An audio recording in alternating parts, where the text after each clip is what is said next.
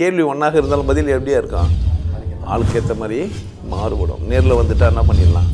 எல்லா கேள்வியும் கேட்டு தெளிவாக, அதுக்கு தான் சத் சங்கம். என்னுடைய நோக்கம் எல்லாம் மனிதர்கள் எல்லாம் மகிழ்ச்சியாக இருக்கணும், அவ்வளோதான்.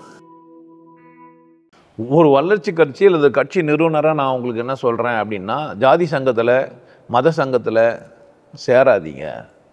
அது உங்களை நீங்களே தாழ்மைப்படுத்திக்கிறதுக்கு, நீங்கள் ஒரு ஆடு, நீங்கள் ஒரு வளர்க்கப்பட்ட விலங்கு அப்படின்றத நிரூபிக்கிறதுக்கு தான் நீங்கள் ஜாதி சங்கத்துலேயும் மத சங்கத்துலேயும் இருக்கிறீங்க.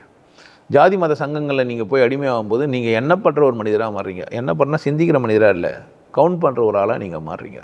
எங்கள் கட்சியில் இவ்வளோ பேர் இருக்கிறாங்க அப்படின்ட்டு ஒரு ஜாதிய கட்சி ஆரம்பிச்சு விட்டு அப்பனும் பிள்ளையும் சண்டை போட்டுன்னு இந்த மற்ற ஜாதிக்காரங்களாம் என்ன ஆவாங்க? இந்த தமாசாக இங்கே நடந்துங்கிறதெல்லாம் பார்க்கலாம். பாட்டுடைய ஜாதிக்கு ஒரு கட்சி உண்டு, நீதி சொல்ல மட்டுமே இங்கே நாதி இல்லைன்ற மாதிரி.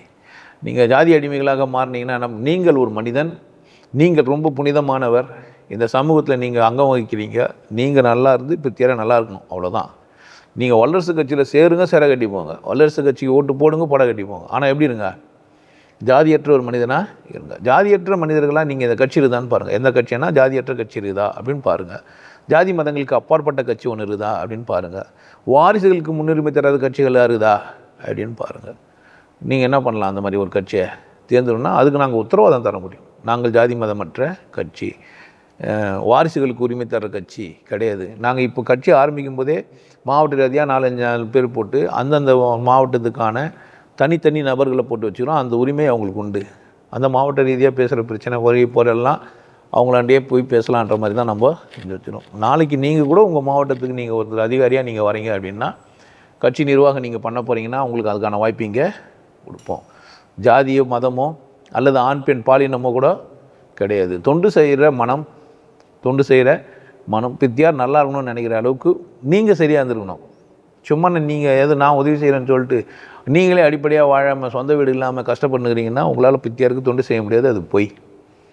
அது பொய். நீங்கள் சொந்த வீட்டில் இருக்கணும். அப்போ தான் என்ன பண்ண முடியும்? தன்னிறைவு அடையாத மனிதன் பிறருக்கு தொண்டு செய்வது என்று ஏமாற்ற கேடு தான். தன்னிறைவு அடையாத மனிதன் என்ன செய்ய வரக்கூடாது? தொண்டு செய்ய வரக்கூடாது. வந்தாலும் அது பொய் தான். நான் தன்னிறைவு அடைந்த மனிதன், அதனால தான் நான் என்ன பண்ணுறேன், இப்போ தொண்டு செய்ய முடியுமா? தன்னிறைவு அடைந்தவங்க மட்டும் தான் என்ன பண்ணால் வரணும். இன்னும் ஜாதி விடுதலை அடையாதவங்க கட்சியில் சேரத்து குற்றம். அதனால் நீங்கள் ஜாதி கட்சியை சும்மா ஒரு ஆதரவு மட்டும், நீங்கள் வல்லரசுக்கு ஆதரவு தந்தால் மட்டுமே போதும். இல்லை உங்களுக்கு தொண்டு செய்கிறவங்களுக்கு நீங்கள் நிறைவஞ்சிருந்தீங்கன்னா என்ன பண்ணலாம்? நீங்கள் கட்சிக்கு வரலாம்.